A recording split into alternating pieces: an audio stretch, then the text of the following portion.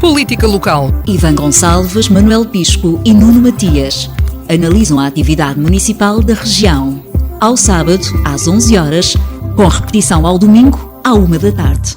Bom dia, começamos agora a política local com Manuel Pisco, do PCP, Nuno Matias, do PSD e Ivan Gonçalves, do PS.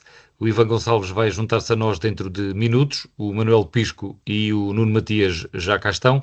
Vamos começar por um tema escolhido por Manuel Pisco, o Plano Europeu para a Habitação, conhecido esta semana. Sabemos que a habitação é um problema transversal a todos os países, de uma forma geral, da União Europeia, e Lisboa é mesmo considerada uma das cidades mais afetadas, oficialmente, por esse plano. E esta estratégia passa por uma bazuca, chamamos-lhe assim, um plano especial de 150 mil milhões por ano para combater a crise na habitação. É uma estratégia de choque assente na construção, menos burocracia e numa revisão das regras das ajudas do Estado. Manuel Pisco, esta é a sua escolha, está mais do que justificada. Ainda assim, se quiser fundamentar melhor e dizer-nos do que é que destaca neste plano, é bom. Bom dia a todos. O facto de haver um plano europeu pela primeira vez, um plano europeu para a habitação, é só por si notícia importante, porque é o sinal de que a Europa, além de se preocupar em reunir dinheiro para enterrar em armamento e na guerra da Ucrânia e enfim, e fazer dívida, afinal ficou em fazer dívida, além disso há alguma preocupação com um problema que também sendo constituído um plano europeu para a habitação, isso significa que o problema não é só português, é um problema do ecossistema económico da Europa toda. A habitação falta na Europa toda, as prioridades e aquilo que é estratégico e prioritário já não é definido pelos Estados-membros, é definido em Bruxelas, e só quando Bruxelas acorda para um problema que é comum a quase todos, ou à grande maioria dos países, ou pelo menos àqueles mais importantes, é que nós temos medidas orientadoras para resolver o problema. Fora isso, o que nós temos tido na habitação é aumentar benefícios aos proprietários, cá em Portugal, aumentar benefícios aos proprietários, assegurar que as rendas podem continuar a ser altas, estabelecer padrões de renda acessível altíssimos, e portanto no nosso governo, nem nos anteriores, nem neste, temos conseguido medida nenhuma, mesmo com o programa Mais Habitação do governo anterior, mas não construiu casas.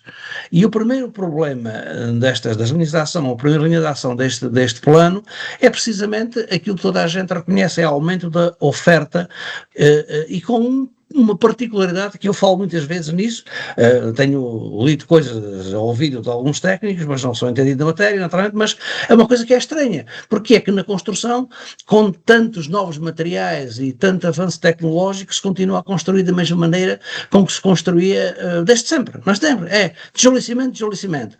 Outras pessoas que vêm a Portugal, que são imigrantes que vêm dos países nórdicos, dizem que não estão cá bem e às vezes vão-se embora alegando uma razão muito prosaica, é que as casas cá são frias. E isto é um clima quente. Mas as casas são incómodas, são frias, deixam passar o calor, estão quente. Neste aumento da oferta é referido aqui pelo este plano europeu as novas soluções e materiais alternativos que garantem melhor a sustentabilidade, qualidade e custos também. Isto existe. Só que isto é preciso perceber, é mexer com nichos de mercado, não é? E depois é preciso que os lobbies dos nichos de mercado, daquilo que é o produto com que tradicionalmente se fazem as casas e os prédios, têm força. É o lobby do cimento, da construção civil, há lobbies fortes, e nós sabemos que estas coisas pesam nas decisões do governo e depois não se avança com soluções que aparentemente não são difíceis de implementar e que já há meios técnicos para avançar. Depois, logo o segundo ponto também tem uma curiosidade, é que não há nada de material, para cumprir um plano destes é apontada a necessidade da simplificação e desburocratização. simplificação e desburocratização, a par do planeamento urbanístico, simplificação e desburocratização de licenciamento urbanístico, que por cá toda a gente se queixa do mesmo há muitos anos, desde sempre, e a redução da carga administrativa para quem trabalha na construção, na compra e venda de habitação.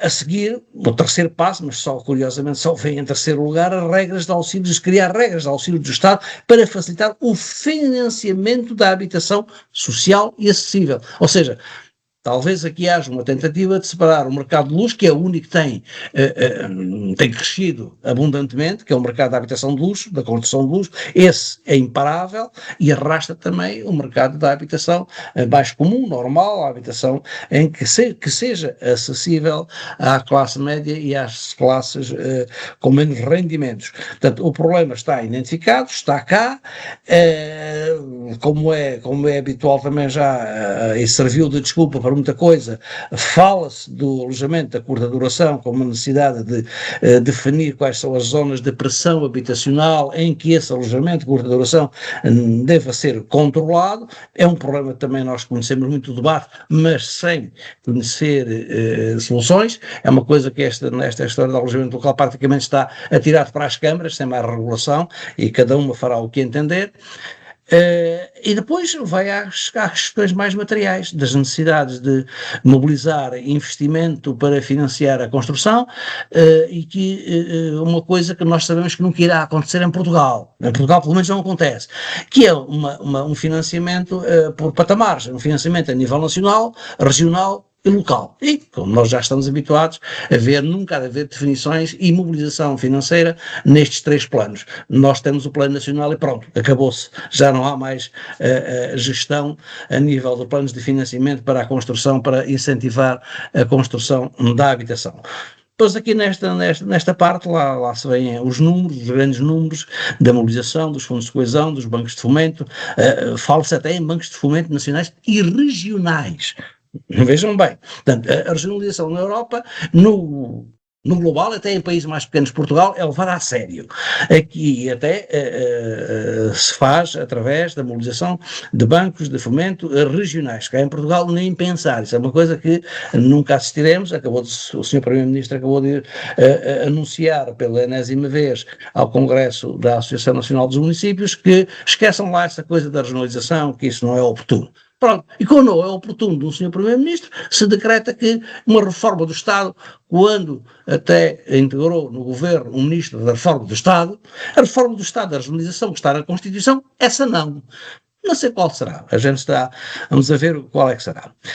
E depois, atrás disto, também algumas orientações em relação à dimensão social, ao problema que nós estamos a ver todos os dias, quer dizer, a habitação para os jovens, em termos de constituição de família, que é uma dificuldade tremenda, mas antes de constituir família também, que é o caso do alojamento dos estudantes, nas residências de estudantes, que tem uma carência enormíssima, está identificada há muitos anos, mas medidas concretas, enquanto vem governo, cai governo, volta a haver eleições, perdem-se eleições, andamos eternamente sem arranjar soluções para aquilo que é mais óbvio que é necessário.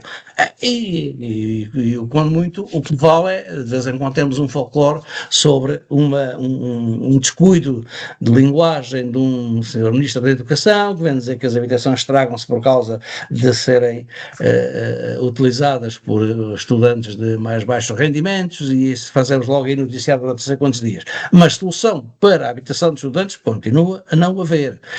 Portanto, há um problema que é como eu dizia há pouco, que já é um problema global, estrutural no ecossistema económico de toda a Europa.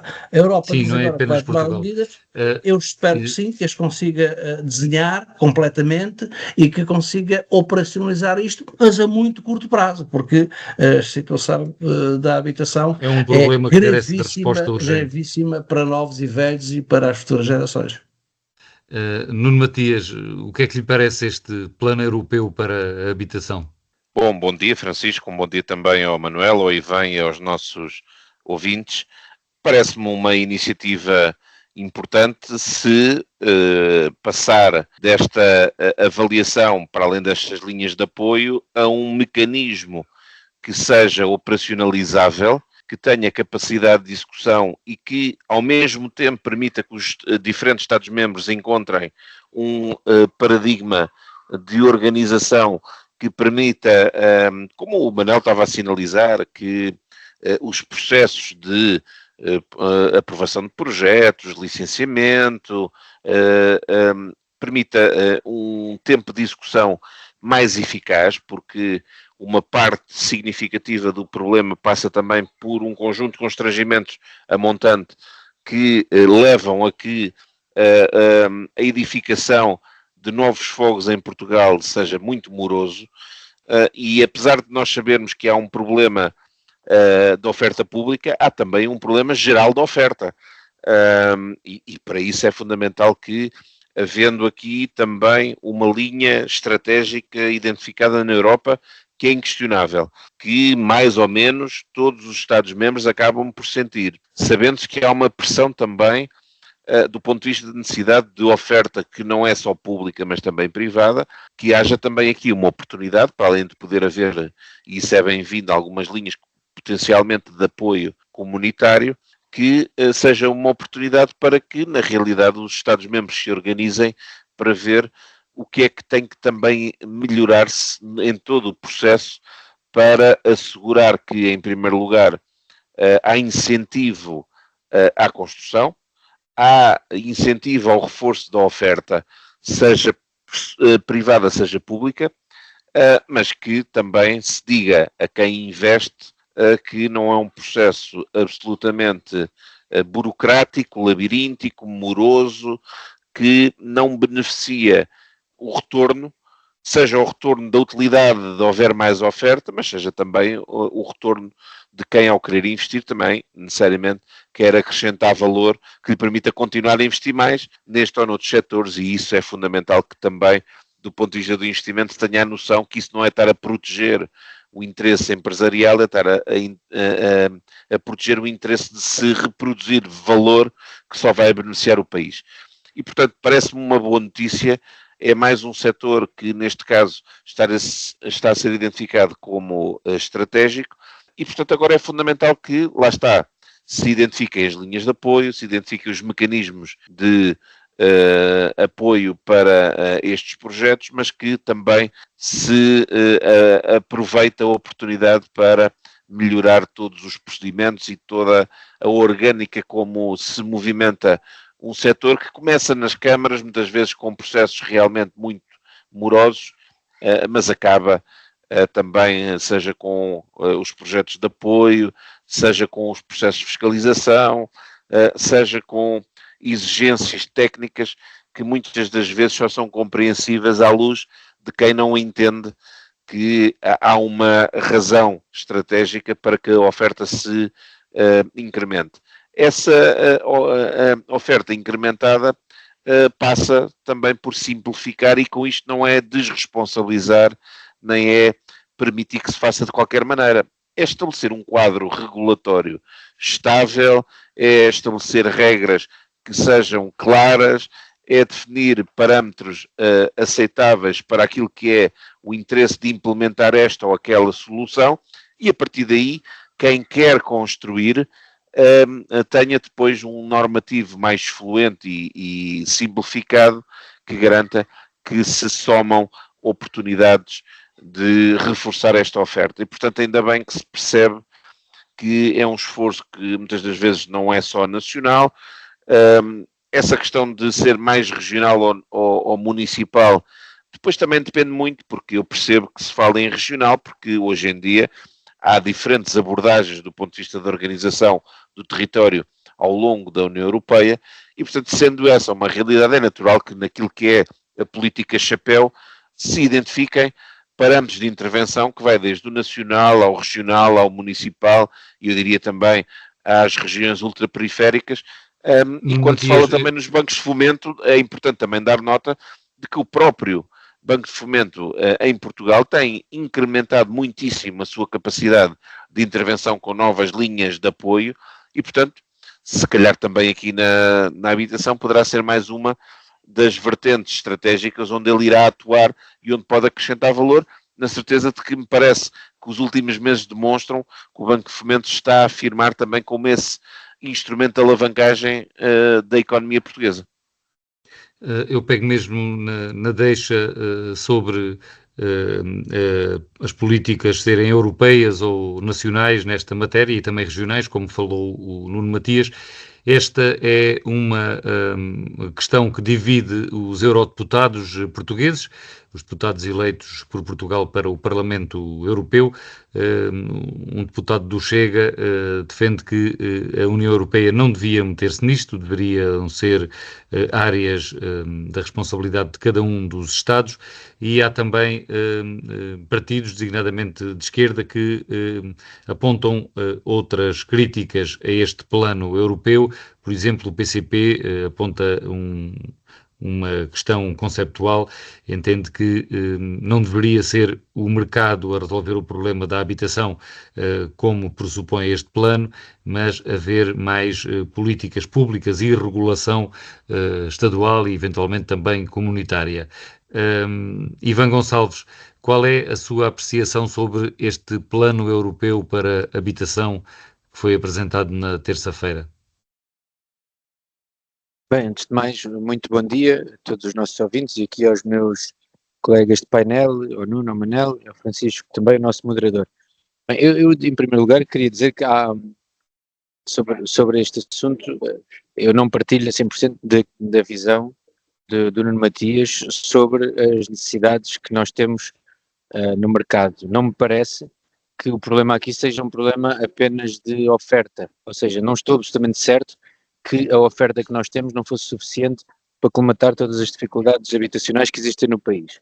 Há um problema que me parece que existe, para além das necessidades que o turismo impõe, termos também alguma pressão migratória, não me parece que seja o fator decisivo. Até porque nós sabemos que existem muitas casas no nosso país que estão fechadas. Há uns anos lembro-me que os números que, não sei se os números estão atualizados, mas os números do que nos diziam é que havia mais de 1 milhão de casas em Portugal que não estavam a ser utilizadas para a habitação. Portanto, o problema principal parece-me que é que nos últimos anos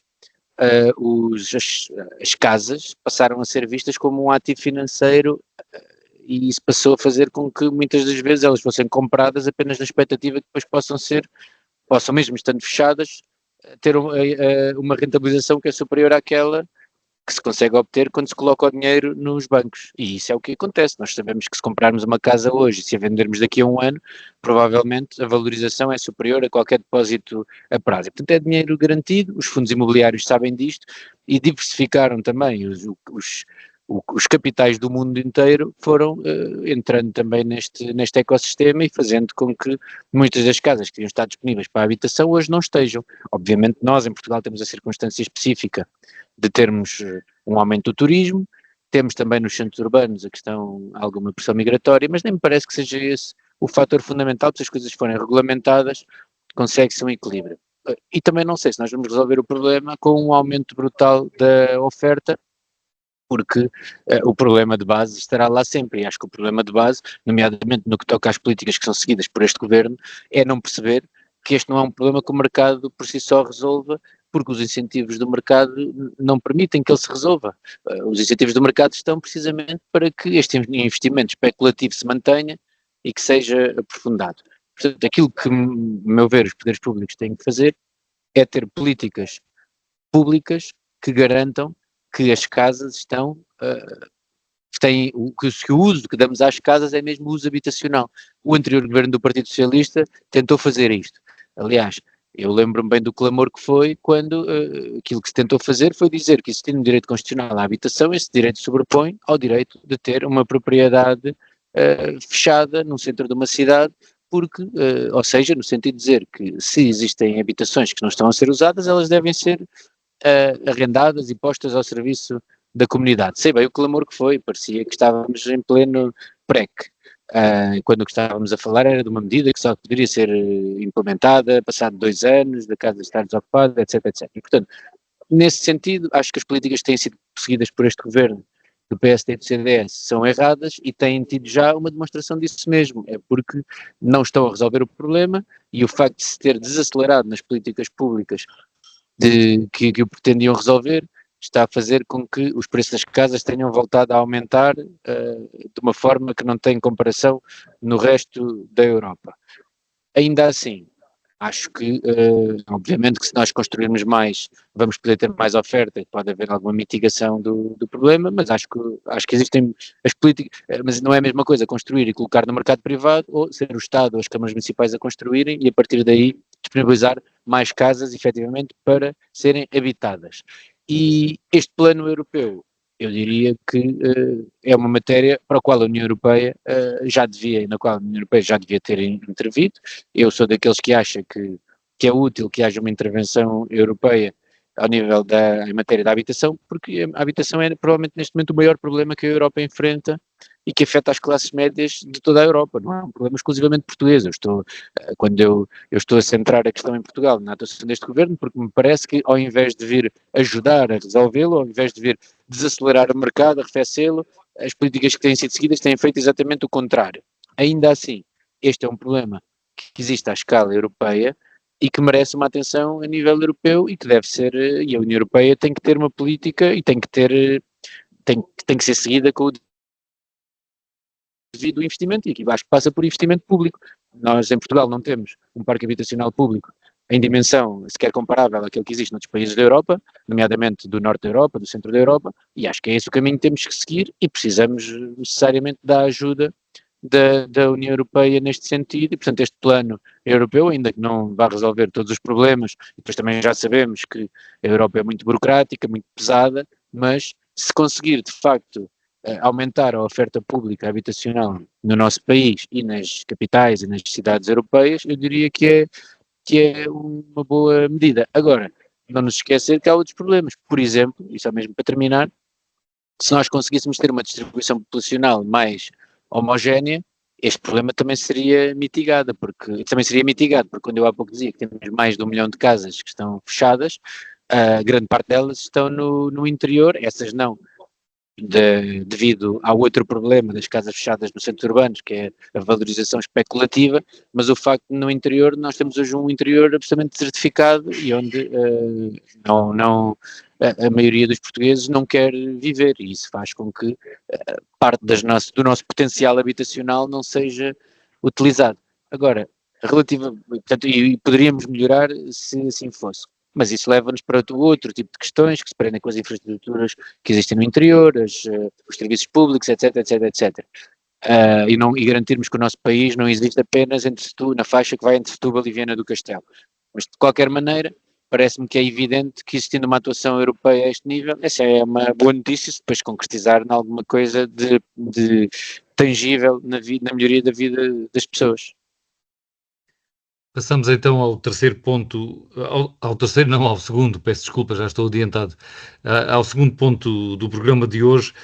O Nuno Matias escolheu falar sobre as buscas que a Polícia Judiciária fez esta quarta-feira na Transtejo Soflusa, na empresa que tem a travessia fluvial do rio Tejo, e a administração da empresa fez saber que o que estava em causa era um período anterior à tomada de posse destes atuais órgãos sociais, anteriores a outubro de 2025, e entretanto soube-se que as suspeitas recaem sobre a compra de baterias para os novos navios elétricos, compras que poderão ter lesado o Estado em cerca de 17 milhões de euros. Nuno Matias, porque é que escolheu este tema e o que é que nos quer dizer sobre este mesmo tema? Eu escolhi este tema não tanto pelas buscas em si, vamos lá ver, eu acho que numa altura em que se está a fazer uma averiguação sobre processos, não devemos estar a comentar se há justiça ou não em relação às buscas, ao processo, à investigação. Eu escolhi o tema porque eu acho que deve haver uma reflexão na sociedade portuguesa sobre este tipo de projetos de investimento que são assumidos pelo Estado, seja o Estado Central, sejam as entidades empresariais públicas, sejam as autarquias, devem passar por um processo de reflexão e avaliação, por um lado, das soluções, porque nós aqui estamos a falar na decisão que a mim me continua a parecer altamente discutível, de num rio como o Rio Tejo, com as correntes que tem, ter ao serviço uma solução que não existe praticamente em lado nenhum no mundo, a não ser em lagos, que é ter barcos elétricos a fazer travessias deste tipo de rios e deste tipo de características fluviais. E, portanto, parece-me que haver quem decida, sem haver uma análise de custo-benefício e de execuibilidade, pode levar a um problema ou uma asneira, como parece que foi o caso da aquisição destes 10 ferries elétricos para o Rio Tejo. Portanto, essa é a primeira reflexão que acho que devia estar em cima da mesa. Uma segunda tem a ver também com a forma como estes processos têm que ser absolutamente escrutinados, transparentes, e não pode dar aso a potenciais análises de eventual desvio de comportamento ou de procedimento, como parece ter sido o caso, porque a mim também parece absolutamente ilógico, sem que haja algum esclarecimento, e eu nem estou a responsabilizar ninguém, porque também não tenho esses dados e espero que nesta avaliação e investigação isto seja analisado. Como é que se lança um concurso para a construção de barcos elétricos e não estão incluídos uma parte fundamental para eles poderem navegar, que são as baterias?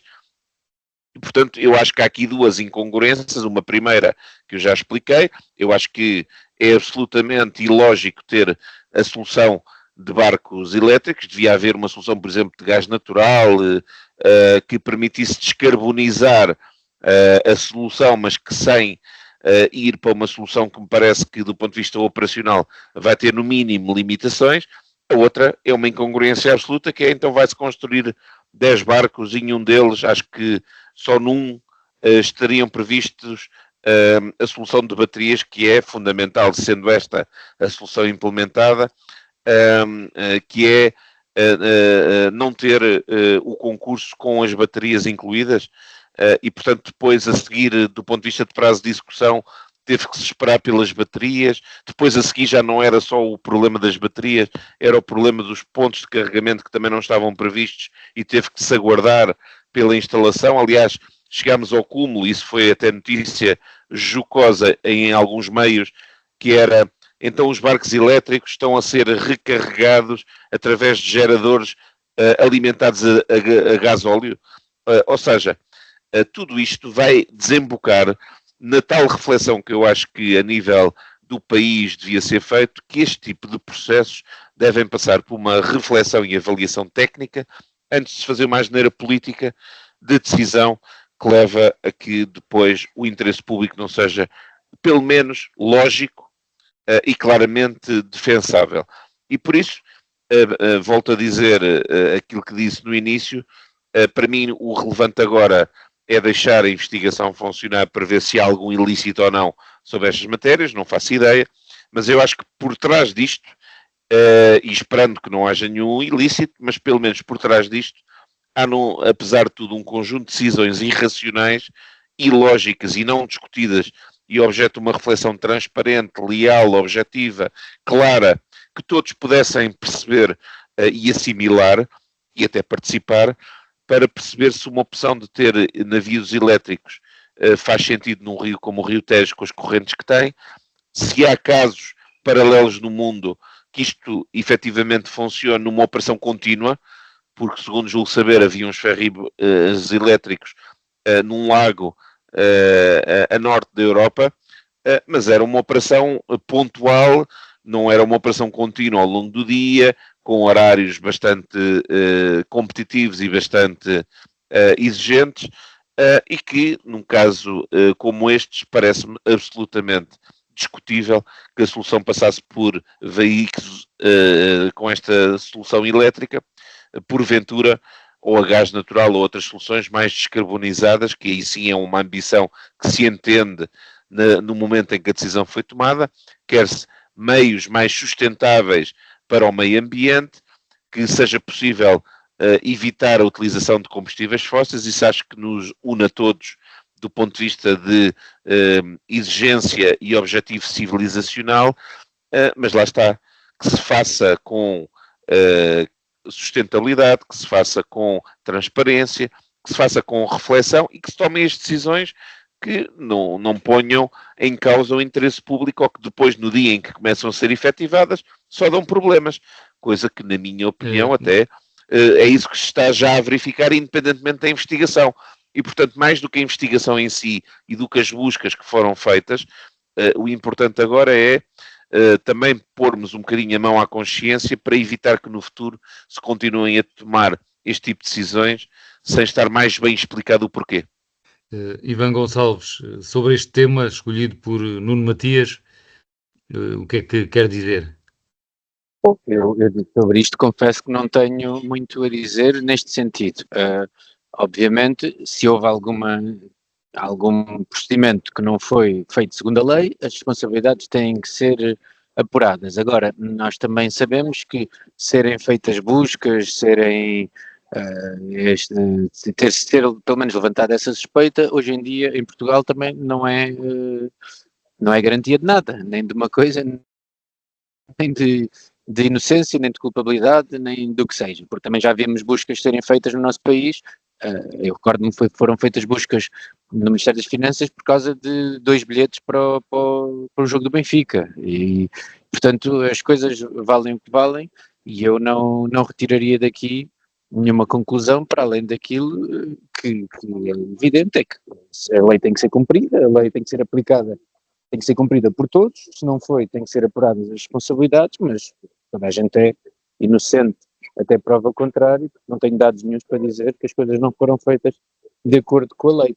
Temos que esperar, temos que aguardar com toda a serenidade a perceber se existe aqui alguma matéria de facto ou se é apenas mais umas buscas que são feitas. Aliás, vimos não há muito tempo dezenas de inspectores da Polícia Judiciária aterrarem na Madeira para fazer também muitas buscas e podia estar aqui muito tempo a elencar casos em que depois... Ivan Gonçalves, mas além desse aspecto das buscas, das questões criminais, há também a da adequação da solução que foi encontrada a estes navios serem elétricos. Nuno Matias também falou sobre isso, colocando em causa a adequação destes meios ao rio, por ser um rio concorrentes e por a operação ser ininterrupta. Sobre isso, acha que a solução encontrada foi a adequada? Não vê indícios, apesar de tudo que já aconteceu relativamente às baterias, de podermos ter cometido um erro? Não, tudo que aconteceu, segundo o que eu percebi, foi a opinião do Tribunal de Contas, e não tenho sequer a certeza se o Tribunal de Contas também é especialista em náutica. Foram decididas uma série de considerações que extrapolavam aquilo que até me parece que são as competências do Tribunal de Contas, porque foram feitas comparações que também ouvi vários especialistas dizer que não seriam exatamente assim. Digo isto, as comparações, porque uma coisa é o Tribunal de Contas pronunciar sobre a forma como os procedimentos são feitos, outra é pronunciar-se sobre a parte operacional, técnica, de engenharia, que enfim, não é bem essa a sua competência, mas assim como também não é a minha. Eu confesso, estudei engenharia, mas não foi engenharia naval, e portanto tenho que confessar a minha ignorância. Não sei. Agora, sei que inicialmente foi feito um procedimento para a aquisição de barcos a gás e que não houve ninguém que... Ficou deserto. Não houve interessados, ficou deserto, exatamente. O concurso ficou deserto. Portanto, a partir daí, depois seguiu-se uma outra solução. Parece-me que os critérios que presidiram a essa escolha, o facto de serem barcos que utilizam energias renováveis ou energia elétrica que pode ser utilizada, que pode ser produzida através de fontes renováveis, assim é que estará bem dito, mas aqui o Nuno até saberá muito melhor do que eu. Mas esta escolha parece-me que foi uma escolha que pressupôs podermos utilizar energias mais limpas, esse é um bom princípio. Agora, se depois tecnicamente ele é execuível ou não, eu parto do princípio que quem elaborou o caderno de encargos, quem fez as escolhas, tinha o saber técnico para o fazer. E a verdade é que ele passou nos vários crivos relativamente à escolha que foram feitas. Agora, e pelos vistos, e os barcos já cá estão alguns deles já estão a funcionar, e aquilo que esperamos, aquilo que espero eu enquanto almadense, é que estejam todos a funcionar em pleno o mais rapidamente possível, porque é isso que as pessoas que todos os dias fazem esta travessia pretendem, que é para não verem as suas vidas atrapalhadas por termos uma frota que está absolutamente obsoleta. A partir daí, a parte mais técnica, eu confesso que não tenho conhecimento sequer para ter grande opinião sobre isso.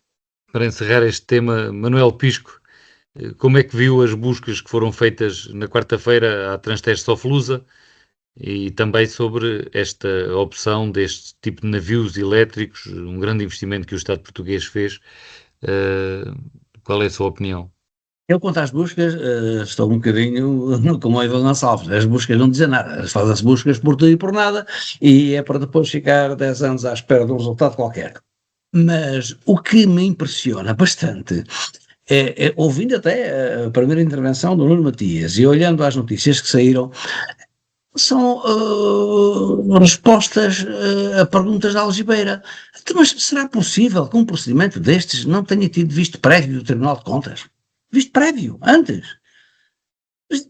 Ninguém, quer dizer, ninguém se incomodou com a repartição de encargos que aqui está aparentemente, se encomendam, se faz um concurso para 9 embarcações e só um conjunto de baterias, e depois à parte dos outros 9, ninguém estranhou isto. Agora, a pergunta que apetece, no plano político, a pergunta que apetece fazer a seguir é, mas até será que a administração da Transteste Soflusa ainda estará em funções no mesmo sítio? Eu não sei, por acaso não fui ver se já tinha sido terminado mandato ou se tinha sido demitido. Foi substituída em outubro de 2025 e agora temos... terminado o mandato ou por antecipação? Eu penso que é uma nova administração, é uma boa questão. Mas, não sei se foi por antecipação, porque teve alguma coisa a ver com estes atos de gestão ou não, porque o mandato chegou ao fim e pronto. Terminaram o mandato e foram substituídos, sim. O que eu quero dizer é que onde é que estão as consequências da falta de ação de tutela? Há uma tutela para os transportes, para as infraestruturas. Ninguém acompanha estes processos que são de grande dimensão. Isto é um processo que não é pequeno, não é? Não é a mesma coisa de construir uma ponte, mas é um investimento significativo para uma solução de mobilidade muito importante para uma zona crítica, se calhar mais crítica de todas em termos de transporte de população no nosso país, que é uma coisa diária e altamente intensiva, não há outra com maior intensidade, julgo eu. Mas ninguém acompanhou isso, e como é que se faz um concurso nestes termos? E depois, como não estava a dizer, até mas não era possível ter enquanto ainda o concurso ficou deserto o primeiro, era a gás, era não sei o quê, pensou-se no elétrico, até mas não se podia fazer uma subestação para alimentar aquilo, ali, o Cacilhas está ali ao pé da antiga Lisnave, infraestruturas elétricas e todo o tipo havia ali, com certeza, havia alguma dificuldade na rede elétrica nacional de fazer uma subestação para aquilo, agora estar a alimentar os barcos a gasóleo, quando se comprou elétrico, por razões ambientais, obviamente, e agora produz energia a gasóleo com geradores, é um absurdo tão grande que impressiona bastante isto, não é? E não há consequências. Ou seja, estes atos de gestão, foi tudo azar? Não. Foi imprevisão, foi incapacidade de gestão, não foi tudo azar. Com certeza. E não há consequências nenhumas, isto ninguém liga a isto. Não. Isto é um estado da nossa administração. Mas a nossa administração no ponto de contacto que tem com a tutela política. A tutela política não se torce nessa molga com isto. Não se deu por isso, pelo menos, não é? Não se deu por isso. Se fossem os marinheirozinhos que dissessem que não queriam ir lá na corveta ou o que é que foi, ao bar porque a navio não estava em condições, aparecia logo o almirante ali a dar-lhe, como apareceu o almirante, que agora é candidato à presidência da República, a dar uma grande reprimenda em público. Aqui acontecem estas coisas desta escala, com este peso económico todo, não é? E com este problema que arranja, acrescenta problemas à dificuldade de mobilidade entre Lisboa e Almada. A questão é essa, entre a margem sul e a margem norte. É o ponto mais crítico do país em termos de transporte de pessoas diariamente. E estas coisas acontecem e ninguém dá uma explicação sobre isto. Isto é uma fraqueza política muito grande. Não quer saber de quem é que está no governo ou quem é que esteve. Isto com certeza passou por mais que um governo. Não foi deste governo, foi do anterior e não sei se do outro antes, não é?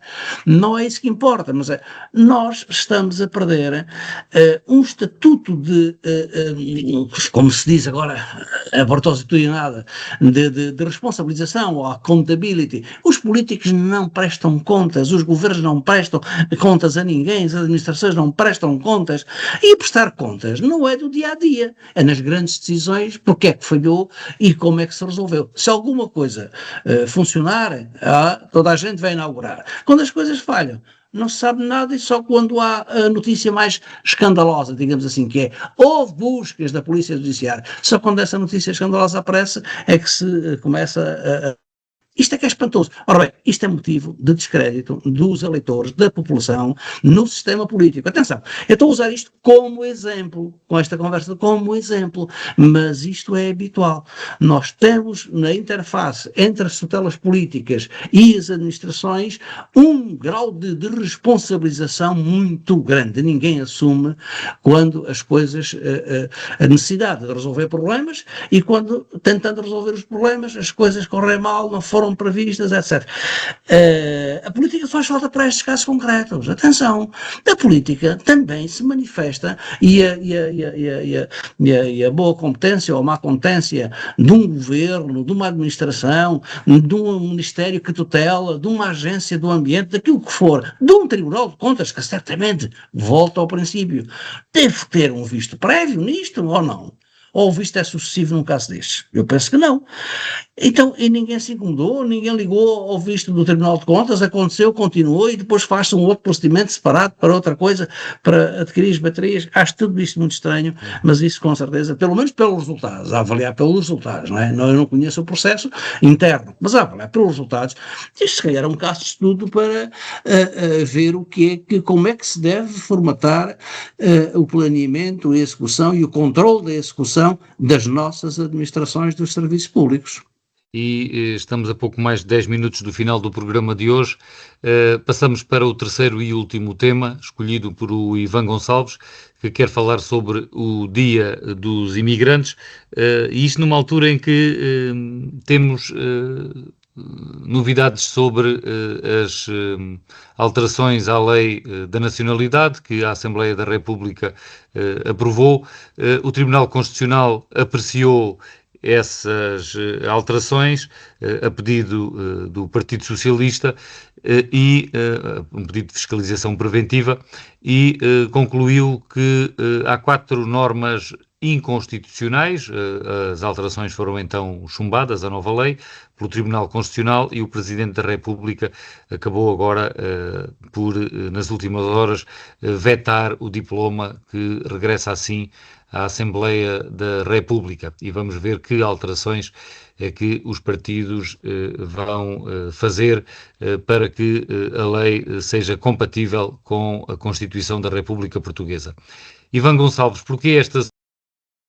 Sim, eu escolhi este tema porque me parece que é, não apenas pela questão que esta semana soubemos, ou seja, do chumbo do Tribunal Constitucional relativamente a algumas normas da lei da nacionalidade, mas fundamentalmente porque me parece que essa é uma das grandes questões que hoje assolam a Europa, Portugal, e este chumbo vem demonstrar também aquilo que já aqui temos sinalizado, é que este governo tenta, no fundo, ir atrás ou correr atrás de uma certa agenda populista, pelos vistos saltando alguns dos preceitos que são obrigatórios pela Constituição da República Portuguesa. Mas o ponto fundamental pelo qual eu escolhi este tema nem tinha tanto a ver com isso, tem a ver com a importância deste tema para a agenda política de toda a Europa e pelo facto dos movimentos migratórios assumirem hoje uma centralidade no nosso discurso político. Nós sabemos que Portugal foi durante décadas um país exportador de pessoas, um país de imigração e felizmente digo felizmente porque isso revela também que as condições de vida no nosso país melhoraram ao longo das últimas décadas, nós hoje acolhemos também muita gente. E fazemos-lo, e se calhar em muitos casos não o fazemos da forma que, com a dignidade e com o acompanhamento que o deveríamos fazer, porque todos sabemos que não basta abrirmos as portas, termos as pessoas, é importante também garantirmos que depois elas têm condições para ter em Portugal uma vida digna, para que não sofram abusos por parte das suas entidades empregadoras, etc, etc. E por isso, acho que é muito importante nós, enquanto povo, que foi durante muito tempo um povo de imigração, que ainda hoje temos uma comunidade na diáspora que é muito significativa, lembrarmos de que temos também o dever, quanto mais não fosse por isso, mas por princípios de dignidade, de acolher bem quem nos recebe. E também porque me parece que a imigração lança sempre um desafio às sociedades que acolhem pessoas novas, e nós temos que dar resposta a esses desafios, quer do ponto de vista da integração, quer do ponto de vista de conseguirmos todos conviver com aquilo que é diferente, e diferente aqui em diferentes dimensões, porque estamos a falar de imigrantes que vêm, alguns de África, outros do continente asiático, que acaba por ser uma novidade no nosso país, e me parece que nós tivemos até nas últimas semanas notícias que, por exemplo, o governo de extrema-direita da Itália reverteu algumas políticas de bloqueio ou de impedimento de entrada de alguns migrantes. Nós precisamos destes migrantes, precisamos de acolher pessoas que venham, faz parte também do mundo no qual nós nos revemos, o mundo em que as pessoas podem procurar os sítios onde se sintam realizados, mas ao mesmo tempo temos que cuidar do resto, dos efeitos que isso tem na nossa coesão social, e aí acho que é também uma obrigação, mais do que atendermos àqueles que são os discursos populistas de fechamento, o que temos é garantir que esta integração é feita nas melhores condições, e por isso acho que o dia do migrante, ou dos imigrantes, dos migrantes, é um dia que deve ser celebrado, mas acima de tudo é uma chamada de atenção para os desafios que a imigração, neste caso, nos traz ao nosso país, e todos sabemos também o que, se não forem desafios que sejam bem entendidos, as dificuldades que temos, porque são aquelas que existiram sempre ao longo da história. Aliás, estamos a chegar ao Natal e todos celebramos o facto de haver uma família desprotegida que procurou acolhimento noutra terra. E, portanto... Nuno Matias, sobre a imigração e designadamente estes últimos desenvolvimentos, o chumbo do Tribunal Constitucional, qual é o seu comentário? Bom, em primeiro lugar, de absoluta normalidade. Nós estamos a falar de um processo legislativo que, havendo dúvidas legítimas, com razão ou sem ela, total ou parcial, havendo um requerimento ao Tribunal Constitucional para se pronunciar, e ele tendo-se pronunciado sobre a inconstitucionalidade de algumas normas, não todas, mas algumas, é um processo natural que não põe em causa, na minha opinião, aquilo que deve ser um quadro legal que permita regular um processo que é desejável que aconteça. Eu concordo com o Ivan, quer dizer, Portugal, os Estados europeus precisam de imigrantes, são bem-vindos, mas devem ser acolhidos com regras e devem ser acolhidos de forma a aqueles que venham para o território nacional lhes permita não ser alvo de abusos, de desconsideração, de menores condições de vida, de aproveitamento, e para isso é preciso que exista um quadro legal que saiba acolher, que acolha quem realmente o país pode e consegue receber com esta dignidade que se impõe, porque da mesma forma que no passado houve muitos portugueses, ainda continua a haver, mas o movimento de imigração, ou de emigração no caso, se verificou, nós temos agora muita gente que também quer vir para Portugal a desenvolver o seu projeto de vida e o seu projeto profissional. Peço desculpa por apressar, mas temos que deixar aqui também uns minutinhos para o Manuel Pisco. Só para rematar que realmente me parece natural que isto aconteça, mas que é vital que, com base nesta interação com o Tribunal Constitucional, se consiga construir uma solução legislativa que beneficie o acolhimento com dignidade dos imigrantes que devem existir. Uhum. Nuno Matias, obrigado. Manuel Pisco, para concluir o programa de hoje, a sua opinião sobre este veto do Tribunal Constitucional à lei da nacionalidade?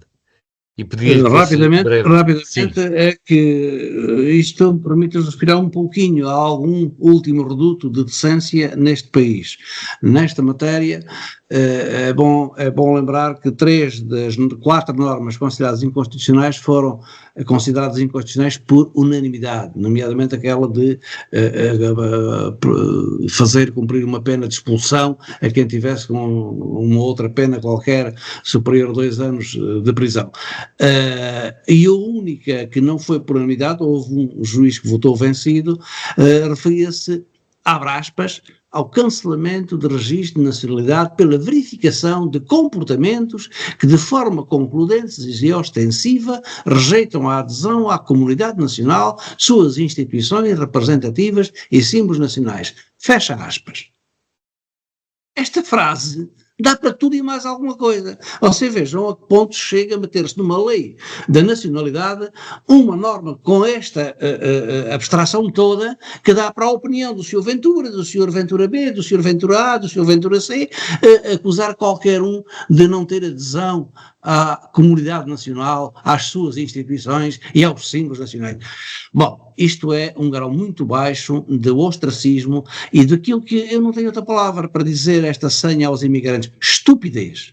Isto é estupidez. A senha aos imigrantes que fazem, até a começar pelo maior exemplo, a face da terra, que é um país construído de imigrantes que são os Estados Unidos, e andam a desenvolver uma senha terrível contra os imigrantes, e nós andamos aqui a importar, através dos Chegas e do Ventura, esta senha contra os imigrantes são absolutamente indispensáveis à nossa economia, e que, aliás, têm contribuído decisivamente para os resultados económicos que o país está a ter, até lá com aquelas prémios que as revistas e os jornais e a imprensa internacional está a dar ao bom desempenho da economia. Sem os imigrantes, a segurança social e a nossa economia estava, não digo falida, diferente para pior, sim.